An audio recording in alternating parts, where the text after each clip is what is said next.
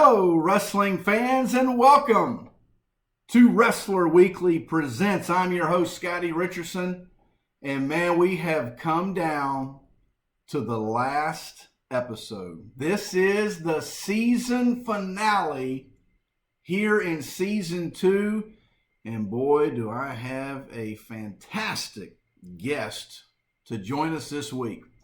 I hope you enjoyed last week where Mike Leotis and I had a great time talking about the NWA 10 pounds of gold and going through all of those signed mags.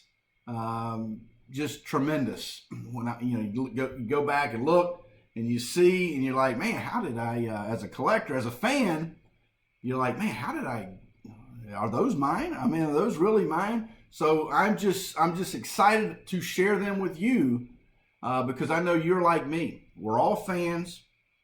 And it's one of those things where if you get us in the room together, here's what's going to happen. There's going to be great conversation. There's going to be some arguing. There's going to be some agreeing. There's going to be some top 5 rankings and who do you have in the top 5. And then we're going to talk about classic wrestling. We're going to talk about the new school wrestling. We're going to talk about different territories from back in the day and then around the globe when it comes to professional wrestling and, as you know, sports entertainment.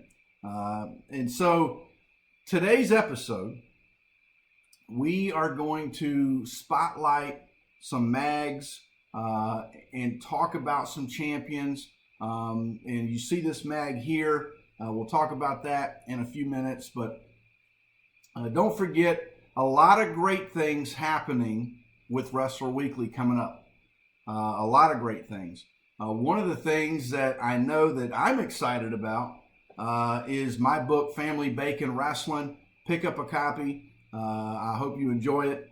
Also, Mike Leotis, who is our day-to-day operator of Wrestler Weekly on Twitter, at Wrestler Weekly, he has begun doing some live episodes, if you will, on Tuesdays with our hashtag WW Tuesday Takeaway. And Tuesday Takeaway is one of those things where we throw out something and we discuss it, and you discuss it, and we just really have a great time talking about that. And sometimes those conversations last 2 and 3 days, and then they culminate on Friday with our hashtag Friday ratings. So, without further ado, this is what I would like to do.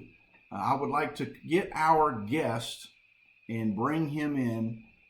This is senior writer Harry Burkett from Pro Wrestling Illustrated. Let's get him on the phone.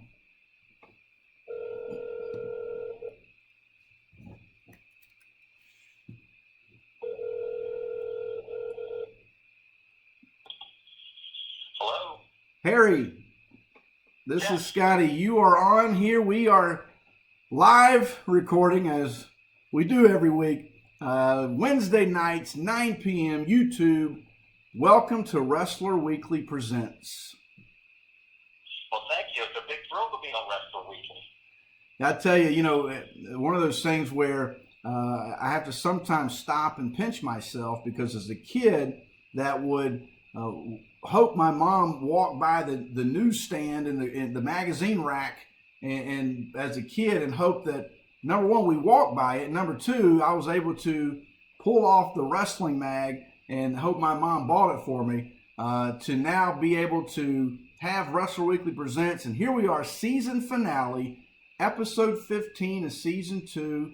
And we've got senior writer from Pro Wrestling Illustrated joining me as a guest. Harry, tell the fans just how you kind of got started and not only being a fan and all of a sudden now working with Pro Wrestling Illustrated. Well, I began watching wrestling around 1981. I was about 10 years old, and I grew up and now live on Eastern Shore, Maryland, near Ocean City, Maryland. So our wrestling influences were the WWF from the north, and Mid-Atlantic Championship Wrestling from the South. And I was a big Mid-Atlantic fan, big WWF fan. And then, as you just described, there came that fateful Friday evening. My mom and I went shopping, and I was in a Safeway, and I saw I believe it was the April 1983 issue of Inside Wrestling. I thought, wow, they have a magazine about wrestling, and it was only $1.50, but that's about all I had. And I purchased that, so then that became a thing for the next 8 or 9 months. I learned that the first Tuesday of each month, the Wrestler Inside Wrestling came out.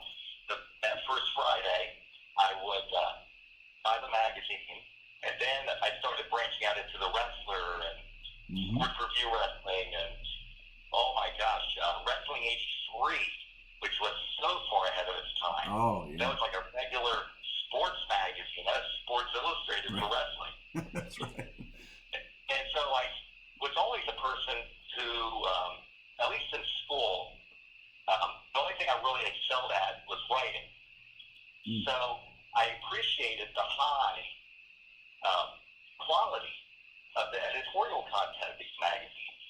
And over the years, I've come to appreciate even more, people like Stu Sachs and Craig Peters and Bill Apter. That these were real professionals. These weren't guys just throwing together a magazine, putting in some color pictures. Right. They really placed emphasis on quality. And so I sent in some correspondence reports to the Wrestler. If you remember, those were recaps of shows coming to your local area, and you would describe the main event in detail. And that's why I chose correspondence reports, because that department gave you more latitude to have 3 or 4 paragraphs talking about one match. I think the first match I covered was Hulk Hogan versus the Magnificent Morocco. Oh, yeah. When they came to my Comic Houston Civic Center back in 1986. So I did that for a while. And you may remember Wrestling 88 used to have, or Wrestling 87 or Wrestling 86, all of them, used to have a guest editorial. Yep. Where a fan sent in a really long letter. And I wrote an editorial about how competition was actually hurting wrestling. Starrcade had always occurred on Thanksgiving Day. Right. Well, Vince McMahon answered that in 1987 with Survivor Series. So here's the honor fighting it out on the same day. And I just ended up saying, the people who lose are the wrestling fans.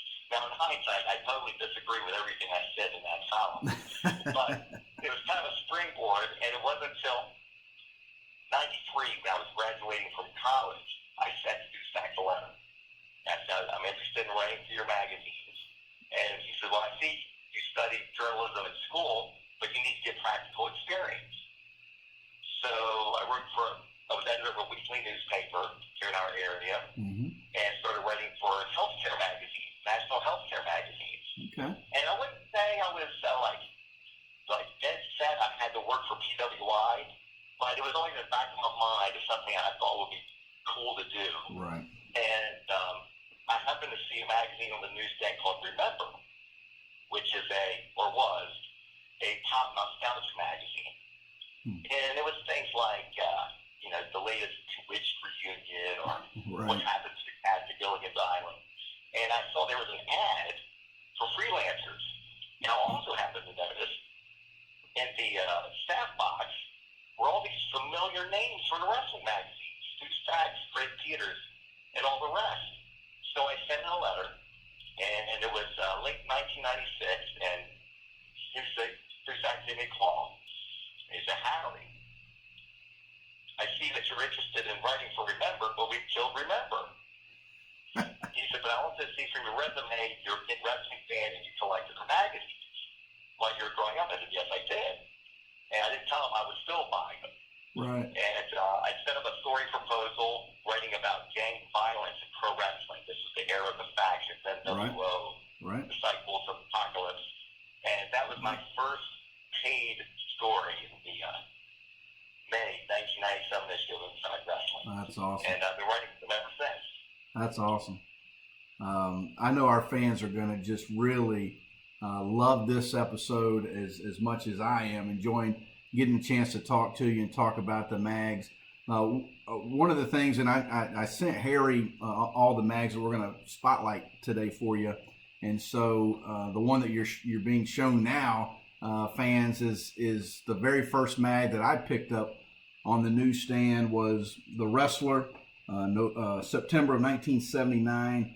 Ricky Steamboat, Ernie Ladd, and I grew up in the Mid-Atlantic area, as you know, and then, you know, what's interesting from Harry, your story, you had 1 foot in the WWF territory, 1 foot Mid-Atlantic. That's best of both worlds there, coming up in the early 80s.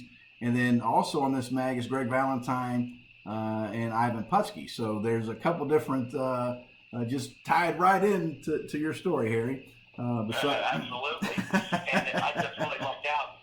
You know, in my opinion, even in the early 80s, the WWF and Mid-Atlantic Wrestling were the 2 strongest territories. So I really lucked out being right on that Mason-Dixon line. Absolutely, absolutely. All right, fans, here's what I have for you today. I kind of do 2 different things. One, the first half, I really want to spotlight something that was very influential to me as a kid, and that was wrestling mags that had champions on them. And so as a kid, seeing the belt, you know, I was that kid that asked my mom to make a belt. You know, could you make me one? We didn't have the money, obviously, to buy one back in those days. But I remember even this was before the wrestling figures came out. And so we were taking Star Wars men, and I've talked about this before. We would get those when people would take airplane flights. You know, they had the little wings. And so the little, lapel wings, and so Delta or whatever, and we would use that as the belts on Star Wars men. So, Ric Flair was always a stormtrooper for whatever reason. I don't know why, but and then Jimmy Snuka was Boba Fett. So I don't know. As a kid, you just come up with some crazy things. But this first mag I want to show here, fans, this is Wrestling Yearbook 1976. It says issue number 16, special championship issue, spotlight on the 3 world champions. In the next few mags, I want to really take some time here and talk about back when Harry and I were coming up. You know, it was NWA, AWA, and WWF or WWF, depending on if you were on the Superstar Billy Graham side or the Bob Backlund side of things. And so here's the mag, and this has got the 3 champions, 2 with belts: Bruno Sammartino, who was the WWF champion; Terry Funk, the NWA champion; and obviously Nick Bockwinkel, who had the stranglehold on the AWA back in those days. But and then I'm going to show this next one, and then Harry, I want to talk about it. But from a kid standpoint, so this is pre you working at the PWI. So coming up, I mean, what was, I know we wanted them all as wrestling fans. We wanted all the mags. But did you kind of feel that same way, Harry, when you look at the champions and those 3 territories and those 3 promotions? How big of an influence was that on you as well? Well, I don't know if you were quite as nerdy as I was, but I really enjoyed the back issue pages where it would show the back issues of the wrestler. Oh, absolutely. Oh, yeah. And also, there was this page, there was back issues of Wrestling Annual and Wrestling Yearbook. Yes. And those were not sold at the time that I came into wrestling around the early 80s. Yeah, I'm showing the fans. Early in the 70s. Absolutely. I used to break out the old magnifying glass. Oh, yeah. So, Harry, you and I are brothers. A little more closely. Absolutely. And always, the covers that stood out to me, well, I remember that issue you're talking about because that always drew my attention, the 3 world champions on one cover. Anytime you had a championship belt, that was in full graphic detail because, younger fans have to remember, we didn't have TiVo or DVR or even VCRs really. You couldn't freeze frame something and really get a good look at the belt. Right. And even wrestling programs, the really good fast. Right. Now, but I have to tell you from, working at the magazine, that particularly the covers from the 70s, well into the 80s, were always done on color slides. So the quality was top notch on a lot of them. Right. And just to see that, and I was just thinking of another cover, Scotty, that we didn't talk about, is the February 1979 issue of Inside Wrestling. It's a picture of Harley Race standing at Nick Bockwinkel, kneeling. Yes. Each one with respective championship medals. Absolutely. And I can't tell, I don't have the issue in front of me. I think they might have been in the same room together. That might have been an authentic studio shot. Yeah. So many times, like most of these covers we'll be talking about, we call them in publishing silhouettes. Right. Where you take the image of someone and you kind of cut around their body and you place them strategically on the cover. So at least give the momentary illusion that two people are in the same room or same studio, like a head-to-head fight poster. Right. And I think one that you mentioned to me was the Sports Review Wrestling. Right. Superstar Graham and Harley Race on the cover was very much like that. Absolutely. And fans, I had that issue that Harry's talking about. So what I'll do is when we post the video when this releases, we'll certainly make sure that mag and photo is out there for our Wrestler Weekly fans. An unbelievable mag that he's talking about there, and that was one of those things that when I talked to Bill after. I know that when you go back to the very first PWI, and you've got Dusty Rhodes and Mil Mascaris, the way that photo shoot happened. I mean, that was kind of one of Bill's things, is he liked that one guy standing and one guy kneeling pose. And you definitely have to mention, Pro Wrestling Illustrated, when that came along in 1979. Yeah. They really took the game up a notch in two respects. One was the full color poster on the inside. Absolutely. But also the cover. And Bill Apter was instrumental in a lot of those studio shots. Number one, the big task is getting the wrestler there. Right. And to be willing to pose for studio shots. And he had a rapport with the wrestlers because he knew them. Right. And he could get certain expressions from them. And Craig Peters was also excellent at that. Yes. As far as the composition of shots. Like I'm thinking, I'm not sure, I cannot remember who really took the cover shot. Bill Apter was our primary photographer. Right. But I recall distinctly sitting in my parents' car, and we were at a convenience store. And the first time I saw an issue of Pro Wrestling Illustrated was a shot of Dusty Rhodes wearing a big fur coat. It was the December 1984 issue. Yep. And that was like, wow, what class. But I knew, I just had $1.50. I was still on the Inside Wrestling budget. Yeah. I'd have to somehow get another quarter to pay $1.75 for that PWI. So I didn't rush to buy it, and then I would have to wait till the next one. Absolutely.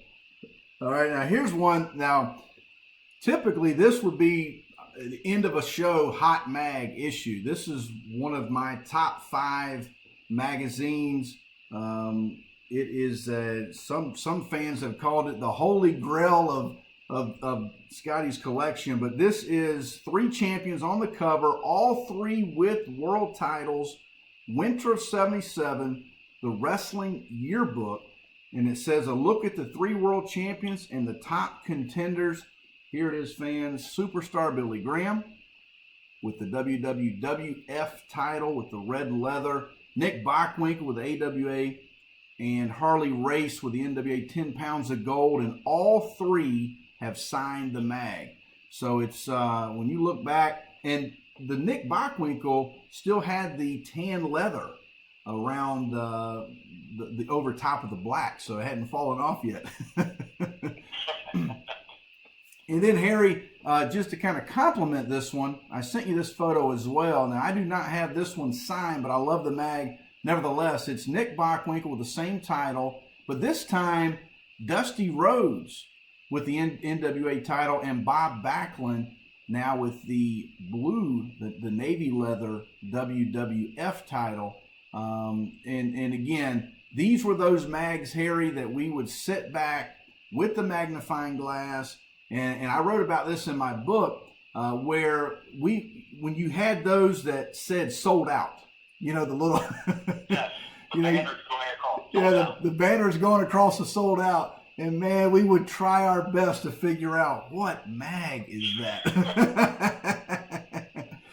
Well, the last issue that you mentioned, the three champions, Backlund, Bockwinkel, Dusty Rhodes. Yeah. Obviously, what makes that so unique is the shot of Dusty Rhodes, because Right. you know, even though it is claimed to fame as being NWA champion, if you add up all three of his title reigns, he was really only champion for about 3 months total. Exactly. So, Yeah. anytime you look at the official wrestling ratings and Dusty Rhodes is listed as champion, or he's on the cover as champion, that's a special thing. Absolutely. Yeah, 5 days on that first run, so to get a shot was fantastic. Now, when we move to this is summer of '86. We're into wrestling sports review series, the Wrestling Superstars, and these three champions now are Hulk Hogan, Ric Flair, and Stan the Lariat Hansen with the AWA title before he ran over it. Talk about just the influence now that we go from, you know, Billy Graham, Harley Race, Nick Bockwinkel, to now all of a sudden we're into Hulkamania, Ric Flair getting ready to start the Horseman run, and then obviously Stan Hansen was had a great career in Japan. Now he's the AWA champion. So where are you at now with this? You're probably high school at this point, Harry? Yeah. Well, I had a buddy of mine, like we always did back then. Yeah. You couldn't possibly purchase every wrestling magazine that came out. There were just so many. There were, Right. you know, such good times. Right. You know, not only the London publishing magazines, which had a magazine coming out every week, but you had George Zapata's magazines and so forth. And you always had a buddy that you always traded your magazines with. Oh, yeah. And I always complained because, you know, my friend, you know, when I got the magazines back, it looked like he slept on top of them. Where, you know, I was like the guy at the National Archives with the white gloves with my issues. That's right. That's right. So, a few things strike me about that Wrestling Superstars cover you're talking about. One, I could be wrong. I'm thinking that might have been the last cover with all three traditional world champions on the cover: AWA, NWA, WWF. I believe you're right. And also, I recall the section. The section itself, or as we would call them, page burners, was maybe about 15 to 20 pages about the 12 top champions in wrestling. So, you know, if you actually have an issue, it doesn't just cover the three world champions, but also U.S. champion and TV champion, Intercontinental champion, stuff like that. Right. And the other thing I'm thinking of from this era that we don't want to forget, the old super posters. Oh, yeah. The big fold-outs. Yep. And in my opinion, the very best one was the three champions, Hulk Hogan, Ric Flair, and Rick Martel. Oh, yes. Absolutely. With the belt. Absolutely. And in fact, a little bit of a funny story. A few years ago, Rick Martel was at a autograph signing, and a fan brought up this giant poster. And for Martel, you know, he's thinking, you know, this is probably the most distinct image from my AWA World Title reign, where I'm put on the same par as Ric Flair and Hulk Hogan. Absolutely. And after he signed this poster for the fan, he called Stu Sachs and asked, you know, if we had any of these posters left. And I can't recall. I think Stu tracked one down, possibly, and sent one to Rick. And later on, I interviewed Rick. He told me how much that meant to him, just that one poster kind of frozen in time. And a little bit of a side note, that was sort of a brief series. You know, we didn't do more than 4 or 5 of those because I think there were issues regarding the fact that they were posters. Right. So that was closer to merchandising than if you're publishing a print magazine. I think there were some sort of issues involved with the images. Okay. That's all. Yeah, we've talked about Rick Martel on our episodes, especially in depth back in season 1, whenever he had the match in Japan with Ric Flair, belt for belt. And so Rick is, with our fans at Wrestler Weekly, we love Rick Martel, especially that run as the AWA World Champion. All right, Harry, I want to we'll go into something new, and then we're going to finish back in classic wrestling. But now I want to talk about, you're now on the inside. You are writing for the mag, and I've got some Pro Wrestling Illustrators. I've shown these before, but these have your name is in it. You're on the inside. But just talk about magazines today. What sells, what's hot, what's not, and I'll kind of go through it with the fans. But like the first one is one of my favorites, November of 2012.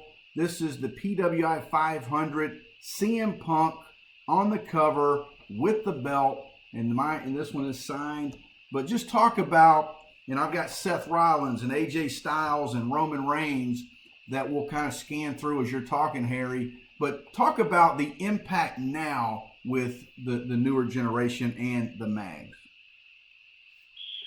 Well, I guess from a technical standpoint, I would say our covers have improved a great deal since these this era we're talking about, and it's always about photo quality. Right. The photos drive everything. From in the old days especially, the way we would come up with stories, it wasn't okay, what important happened over the past month? No, it was okay. Bill Actor just drops 3 or 4 photos on the desk and says, okay, here's some good pictures. What can we do with these? And the similar thing happens with the cover. You simply go with the best shot that you have that month of a top star. Now, someone like CM Punk, especially when he's number 1 in the 500, that is easy. And one resource we have today that we did not have in the past is we can always contact WWE, and we have a very good relationship with them. That's great. They will provide photos, and like some of our best cover shots are WWE photos that they give us. But we have a working agreement with them where, if they need a photo from before 1985, they come to us. Okay. Because they have virtually nothing. And I think now more than ever, I would say being on the cover of PWI is a bigger deal now. Yeah. Because we only do 6 issues per year. Right. And I know what Stu's thinking every time he picks somebody from the cover. It's who's going to sell this magazine. That's right. And I'm always interested when you see a superstar, when you see them ascending. And I'm always thinking, okay, when are we going to put him on the cover? Like when we most recently put Braun Strowman on the cover. Right. Because he's in a hot seat with Al Castle. Right. That told me, I think it tells wrestling fans that Braun has arrived. Absolutely. And I think that's what it means today, to today's fan. It's like, you're not going to see a Vince Carter on the cover of PWI anymore. Where in the old days, you might. Yeah. But never again. I know recently we're big AJ Styles fans at Wrestler Weekly. He kind of bridges that old school to new school for us and a lot of the fans that follow us and have discussions with us, especially coming off of this recent WrestleMania. But I know what I tried to do is really make a big push because, we just loved that recent cover when he was now Wrestler of the Year back-to-back years. And I want to say I read where Stu, there was a new graphic designer or someone that's recent to PWI that did that cover. I'm not sure if you're familiar with that. Right. Well, I'd have to say who the person doing the artwork is all critical. Right. And it comes and it goes because, graphic designers don't tend to stay with the company as long as editors and writers do. Right. Because your person in your production department or your graphic designers, they're not necessarily wrestling fans. They're not at PWI as part of their dream. This might be, the first, second, or third job in the industry, as a graphic designer. And whenever we get a new one, it's like, okay, how will they treat wrestling? I believe in this instance, this is Brandon Jones. He's our current art director. And from what I've seen so far, he's very, very good. Right. And the photo you're talking about is a WWE photo. But he gave it a nice treatment. He did. Sort of like this St. Elmo's fire glow emitting from AJ Styles. That's right. And you know what? I really loved the headline because it was a real throwback to the wrestlers who came before, Rhodes, Flair, Austin, Cena, Orton, Punk, and now AJ Styles. And whenever we can tie in a big event today or a big feat like being number one in the 500 to before, I always think that's great. Right, absolutely. Now here's a PWI. Harry and I talked offline about this briefly, but this is a mag that when we talk about Pro Wrestling Illustrated, somebody will eventually send us this photo and say, this is the greatest PWI. Now, it's debatable. We've had a few different polls and conversations, but this is December of 1988. Four Horsemen. I wrote about this in my book, and Mike talked about it recently on a couple episodes, on live episodes. But this is all Four Horsemen with J.J. Dillon, with 4 belts, the tag titles.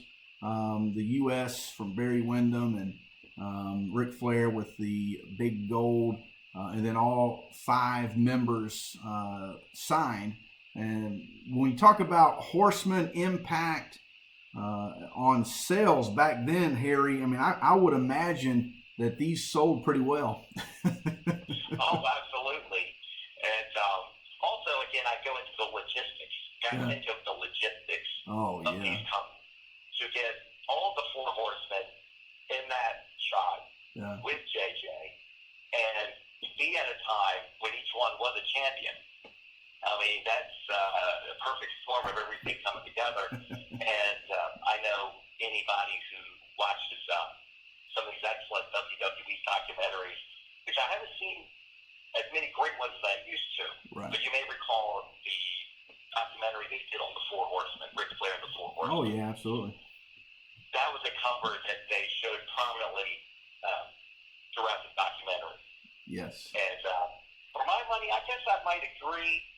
I think it's probably the second best cover of all time.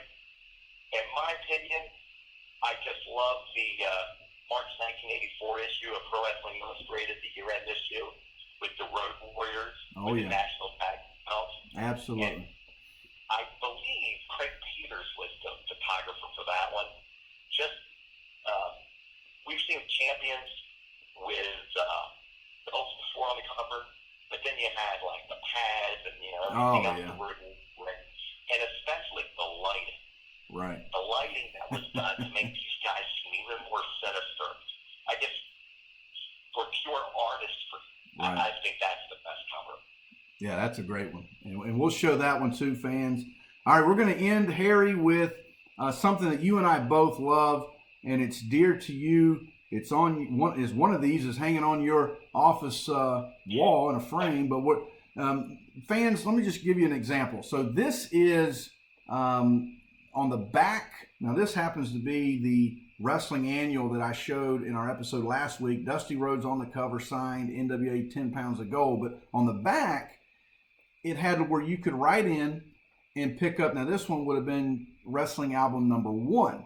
And so here is wrestling album number 1, Dusty Rhodes on the cover with the ZZ Top T-shirt, if you remember that one, Harry.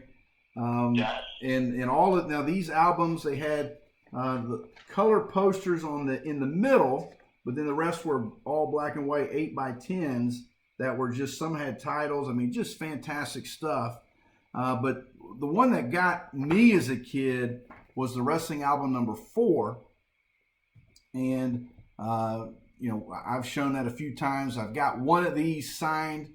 We used to call this, Harry, my brother and I used to call this the White Buffalo, because we we never could find it. And it was one of those things for years and years, because this was a mail-in. And so here recently, I'd say in the last couple of years, eBay, people are starting to put them on. And here's a clean copy, no signatures, pretty good condition. And what we've been doing, so fans, if you've been following us on Mondays, on Monday Mag Memorabilia, I've been, Mike at Leotis has been putting these out every Monday.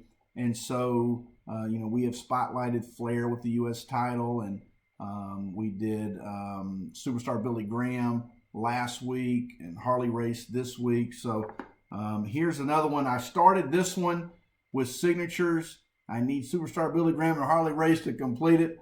But Harry, the next one is the one that's dear to you. Wrestling album number 5. Here's the ad that you can mail in. And here is my copy with all the signatures. So Harry, talk about those mail-ins and just how special those things were.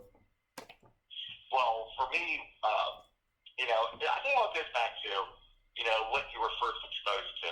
Right. And I started buying the magazines in 1983.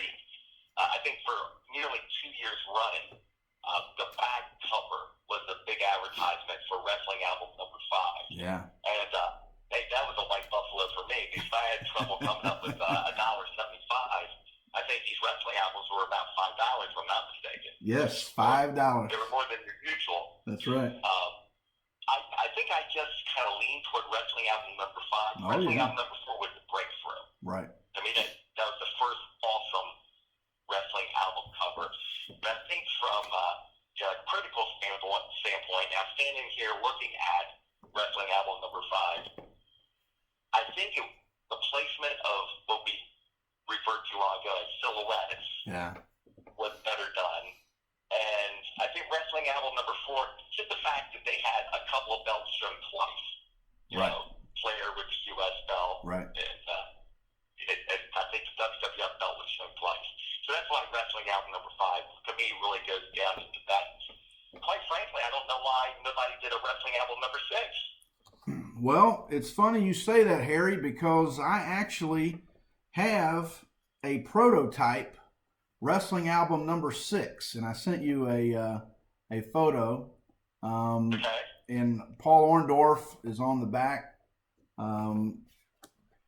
But this thing is the cover is like almost glued on, but on the inside, champions forward. But yeah, it's 6, and my brother has 7, and then Harry, here is number 8. I'm going to show the fans, but at the bottom, it's prototype 1 of 2, and Reggie and I have these. On the back is Ric Flair with his U.S. title, but I started getting a few signatures: Hulk Hogan, Bruno Sammartino, Tommy Wildfire, Rich. But yeah, wrestling album 5, Harry. Here's what Reggie and I did, my brother. We went back, because obviously these are all covers. And so one is we're big collectors, so we went back to try to collect and find all of the covers. And I will tell you, and I put this in my book, all of these fans, all of these are covers, except one. And the Hulk Hogan was the back. If you remember those in the early PWIs, the star shots on the back. And so, man, it was so difficult to find that Hogan. And I got to thinking one day, I was like, you know what? This might be the back of one of those star shots of the PWIs. And so one collecting them and then getting them all signed. Then it was, can you get Wrestling Album 5 signed? So it was always the challenge. It was an impressive feat. When I first saw your Wrestling Album number 4 and saw all those signatures, I was very impressed. Because a lot of time has passed since then. Oh, yeah. So which one is your favorite, Harry? Do you have a favorite poser? I know for us, Reggie and I, my brother, Ricky Steamboat with the mustache and the Mid-Atlantic title was always big for us. You know what? I've got to agree with that. I guess a close second would be the Greg Valentine shot where he's front and center. Yeah. Great. The Steamboat shot with the Mid-Atlantic title. I guess for us especially being a Mid-Atlantic fans. Yes. And then you got a young Barry Windham there, Blackjack Mulligan Jr. But I tell you, Reggie and I, over the weekend, we were together and we pulled out that Ric Flair issue.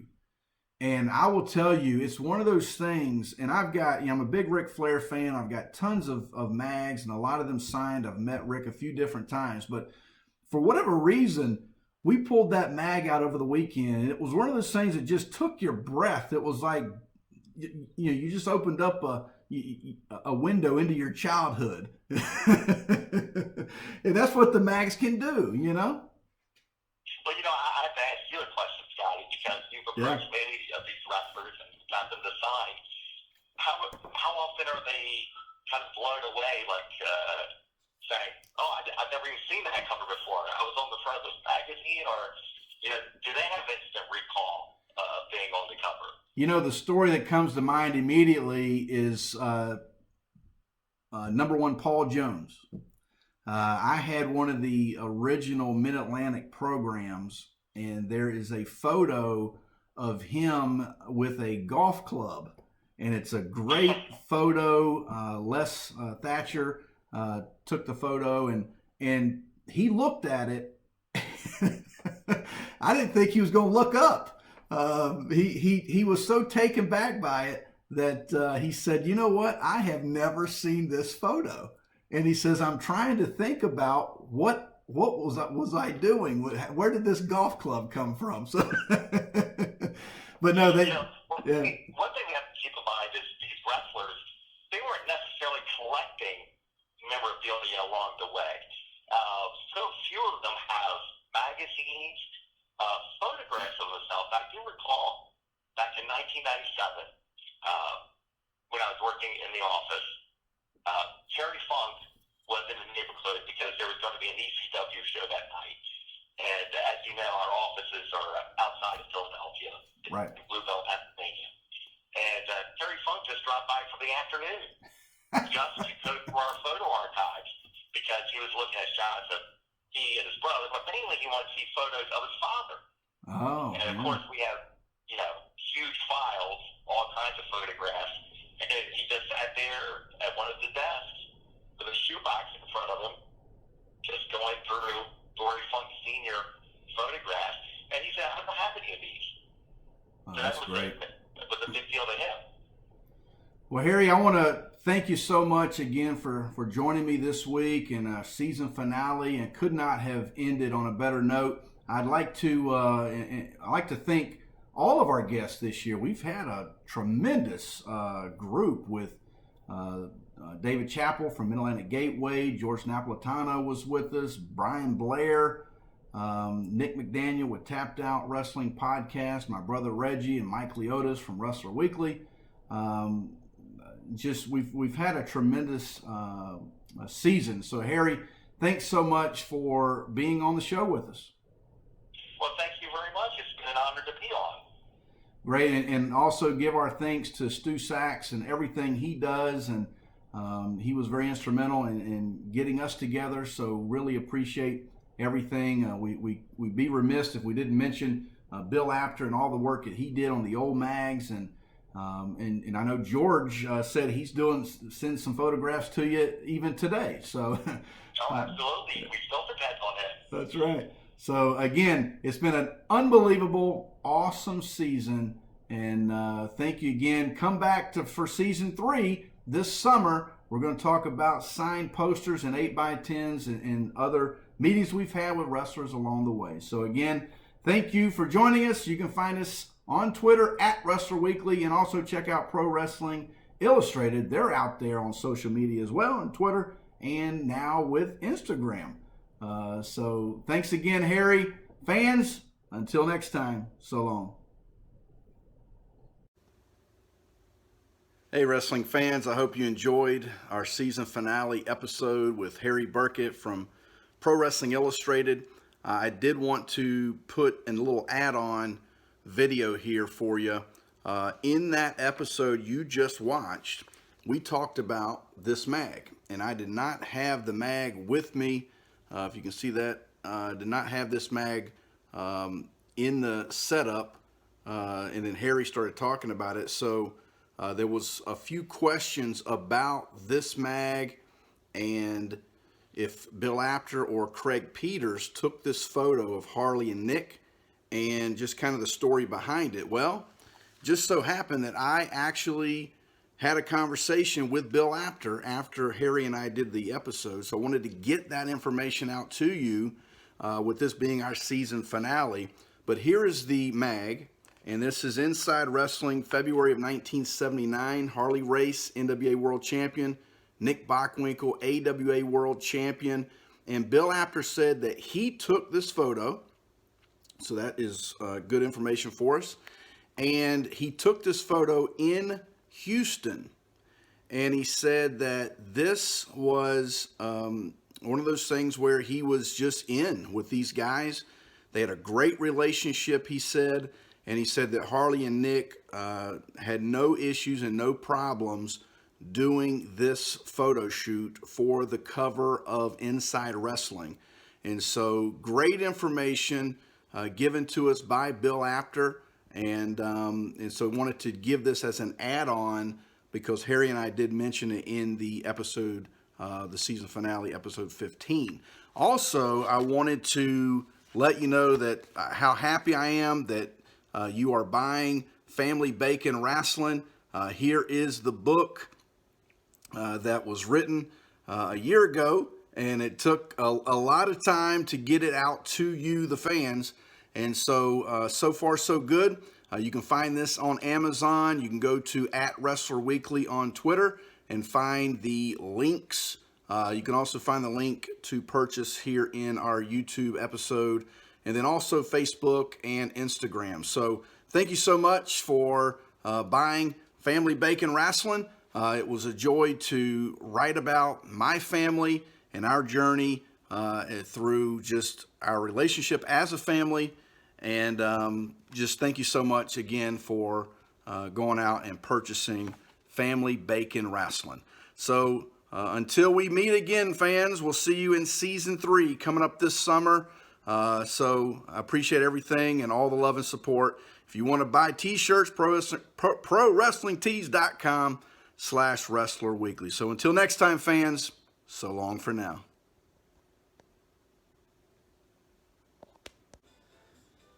Hey, wrestling fans, I know this is the episode that just won't end, but it's season finale, and there was something that we missed. There were 2 things we missed in this season, and I wanted to put them in as we close the book. I know that you just watched the video where we did the Harley Race and Nick Bockwinkel mag that Harry and I were discussing, but there are 2 programs when we went through Territory Talk that we missed.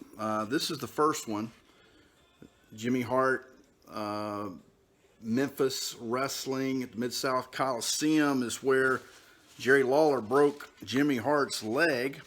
And if you can see this, there's the article. But this is a great program. Action ringside. Tragedy strikes a family. Hart's leg is broken. And so I wanted to show that one, slip that one in. And then I want to give a shout out. I recently picked up this program from the Detroit area, the Detroit territory, the Sheik ran. If you remember that back in the late 70s. Well, I came across this signed by Dusty Rhodes, the Sheik, and Abdullah the Butcher back in the late 70s. I picked this up from a great lady who her father had recently passed, and his name was Edwin Callahan. So I wanted to give a shout out to that family. Edwin got this program. He had this signed at the event, and picked this up from Trudy. And so I just wanted to give a shout out. But this is one that we missed in Territory Talk this season. An unbelievable program, and I got into a great conversation. And Trudy remembers Andre the Giant picking her up for a photo. She remembers the blood, which she thought was fake. I had to tell her and kind of educate her on blading, especially when you're talking about the Sheik and Abdullah the Butcher. But there's a great photo. Let me see if I can show it to you. And we're going to close it up with this photo. Gino Hernandez with the U.S. Let's see if we can get it in the shot there. There we go. Gino Hernandez was the U.S. champion in the Detroit territory, as you know. And so we talked a little bit about Gino. We talked about just that time, and she remembers vividly Dusty Rhodes signing this program. So I'm glad it's part of my collection, the Wrestler Weekly collection, and I can show it to you, the fans. So again, we're going to see you in season 3 coming up in a few months. Go out and pick up Family Bacon Wrestling. Hey wrestling fans, this is Scotty here with my buddy Chris. Family Bacon Wrestling is out. You can hear I bought his first copy. Cool and the Gang is singing Celebration. It's Family Bacon Wrestling time here in Clemson, Death Valley. More videos to come, but go buy the book, Amazon. Like I did.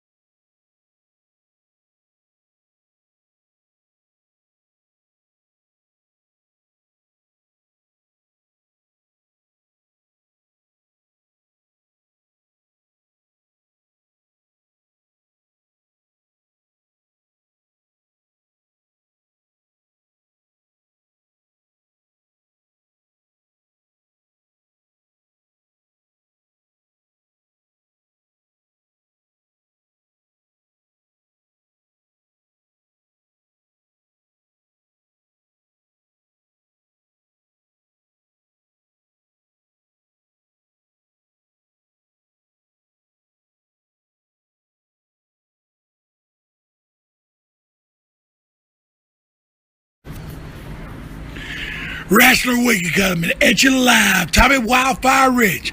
The big debate. Old school, new school. Who cares? Wrestling Weekly, they bring you all the news.